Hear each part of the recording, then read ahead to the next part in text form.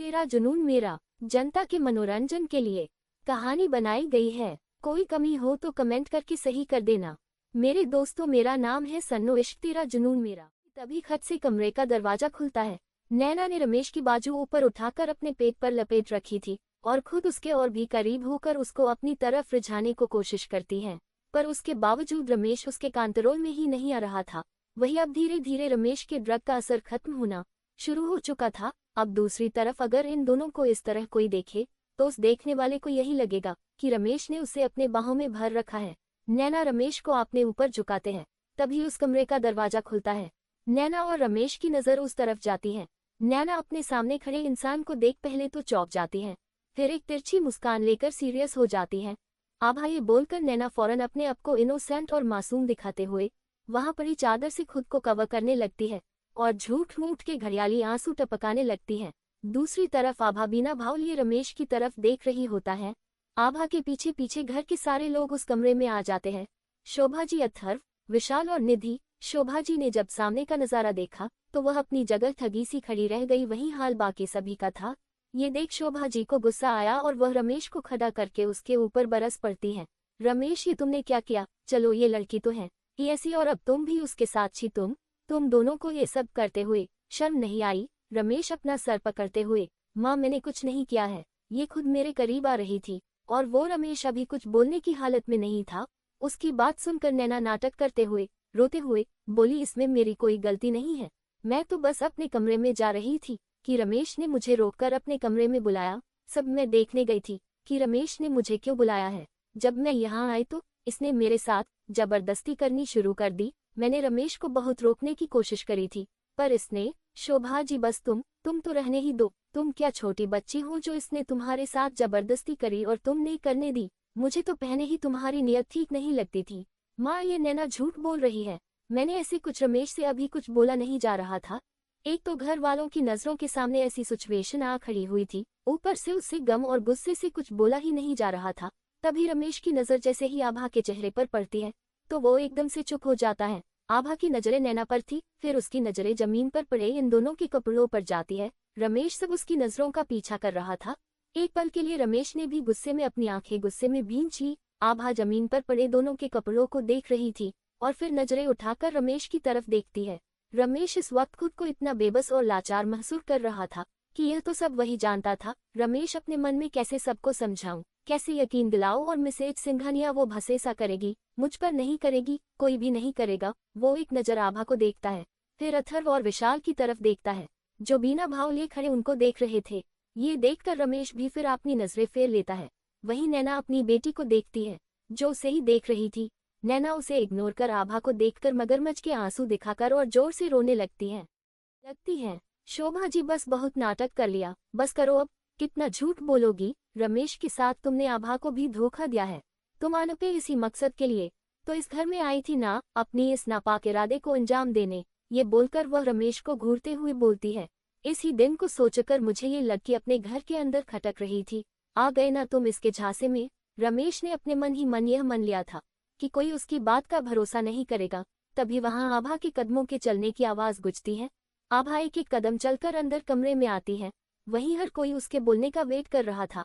आभा एक एक चलकर नैना के करीब जाती है और फिर एक जोरदार चांटा रख देती है उसके गाल पर। आभा की इस हरकत को देख वहां पर खड़े सब लोगों की आंखें हैरानी से बड़ी हो जाती हैं।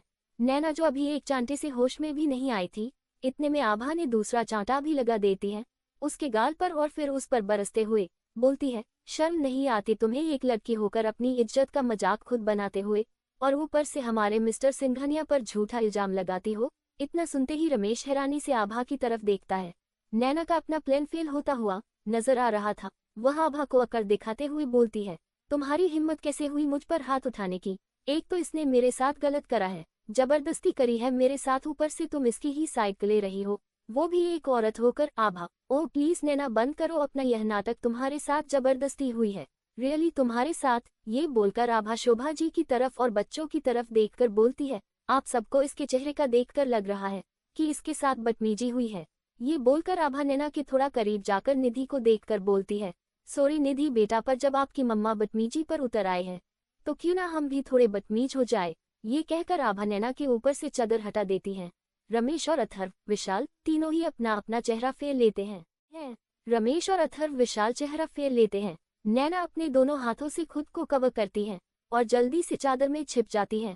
आभा गुस्से में, यह इसके साथ जबरदस्ती हुई है, इसके साथ सिर्फ इसी के कपड़े उतरे हैं। यहाँ मिस्टर सिंघानिया कपड़ों के अलावा दूसरी बात इसके शरीर पर एक भी निशान तक नहीं है। अगर इसके साथ गलत और जबरदस्ती हुई होती तो यह ऐसी दिखती। ये बोलकर आभा नैना से, बोलो कहीं तो छुआ होगा ना मिस्टर सिंघानिया ने तुम्हें, कहीं तो नोचा होगा, चलो दिखाओ सबको। आभा, क्या कहा था तुमने कि मिस्टर सिंघानिया ने तुम्हारे साथ जबरदस्ती की है? अगर ऐसा है तो इनकी यह हालत कैसे हुई, यह नशे में कैसे हुए? चलो मन भी लो कि वो तुम्हारे साथ गलत कर रहे थे।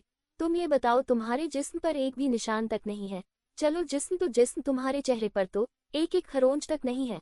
और क्या बोला तुमने कि तुमने मिस्टर सिंघानिया को रोकने की बहुत कोशिश की? क्या रोका तुमने? मिस्टर सिंघानिया तो बिल्कुल सही सलामत खड़े हैं, कोई और होता तो मुंह नोच लेता इनका, पर जब ऐसा कुछ हुआ होगा तो ही तो सबको नजर आएगा ना। आभा की बात सुनकर सब दूध का दूध पानी का पानी हो गया था, इसलिए अब कोई फायदा नहीं था सफाई देने का, इसलिए वह चिल्ला पड़ती है। नैना, हाँ क्या है, मैंने ये सब जानबूझकर आखिर क्यों ना करती। हाँ तुम जो यहाँ खड़ी होकर इतनी बड़ी बड़ी बातें कर रही हो, सिर्फ और सिर्फ मेरी एक छोटी सी गलती की वजह से। पर मैं अब अपनी वह जगह वापस लेने के साथ साथ रमेश को भी पाना चाहती थी, क्योंकि मैं रमेश से बहुत प्यार करती हूँ, मैं इसके बगैर नहीं रह सकती। ये बोलकर वह रमेश की तरफ बढ़ जाती है। उसको रमेश की तरफ बढ़ता देखकर शोभा जी फौरन उसके आगे आती है और एक खींचकर उसके गाल पर तमाचा मारती है। खबरदार, अब तुमने एक शब्द और कुछ बोला या मेरे बेटे की तरफ बढ़ी तो तुम्हें सीधा पुलिस में भेज दूंगी, फिर सड़ती रहना सारी उम्र। ये बोलकर वह नैना को धक्का देकर रमेश से दूर कर देती है। आभा उसको अफसोस भरी नजरों से देख रही होती है। निधि इतनी नादान बच्ची ना थी, वह ये सब कुछ समझ ना पाती। वह अपनी आंखों में आंसू लेकर नैना के पास आती है और उससे बोलती है, मम्मा क्यों किया आपने ऐसा? जिस इंसान ने आपको रहने के लिए अपनी यह छत दी, आपने उन्हीं की जगह लेने के लिए ये गंदी चालें चली। मुझ शर्म आती है ये बोलते हुए कि आप मेरी माँ है। ये बोलकर वह रोते हुए बाहर भाग जाती है। नैना को अपनी इतनी बेइज्जती बर्दाश्त नहीं हो रही थी। वह एक कहर भरी नजर सब पर डालती है और अपने कमरे की तरफ बढ़ जाती है। उसके जाते ही वह सब लोग भी वहां से चले जाते हैं। वहां सिर्फ आभा और रमेश रह गए थे। इस बात की वजह से रमेश के दिल में आभा के लिए मान सम्मान और प्यार और भी ज्यादा बढ़ गया था। आभा नीचे फर्श पर से रमेश की शर्ट उठाती है और उसके करीब जाकर थोड़े गुस्से से उसको शर्ट पहनाते हुए बोलती है, मिस्टर सिंघानिया आपसे कितनी बार बोला है कि किसी के भी सामने बिना शर्ट ऐसे मत घूमा करिए। उस चुड़ैल ने देख लिया होगा आपको, अब देखिए उस बात का अंजन। अभी इज्जत लुट जाती ना आपकी। आभा थोड़ी नाराजगी के साथ अपनी पलकें झुकाए उससे बोल रही थी, क्योंकि इस वक्त आभा की आंखों में नमी थी जो रमेश ने महसूस कर ली थी। रमेश को शर्ट पहनाकर जैसे ही आभा उससे पीछे होने लगती है, तभी रमेश एकदम से उसका हाथ पकड़ लेता है और एकदम से उसे अपने सीने से लगा लेता है। ऐसे अचानक उसके गले लगाने से आभा भी उसे कसकर पकड़ लेती है। दोनों ही नम आंखों से एक दूसरे को महसूस करने लगते हैं। देखते ही देखते आभा रमेश के सीने में अपना मुंह छुपा लेती है। रमेश भी कसकर आभा को गले लगप लेता है। रमेश कुछ न बोलकर भी बहुत कुछ बोल गया था। आज आभा की इस समझदारी की वजह से इन दोनों का रिश्ता बच गया था।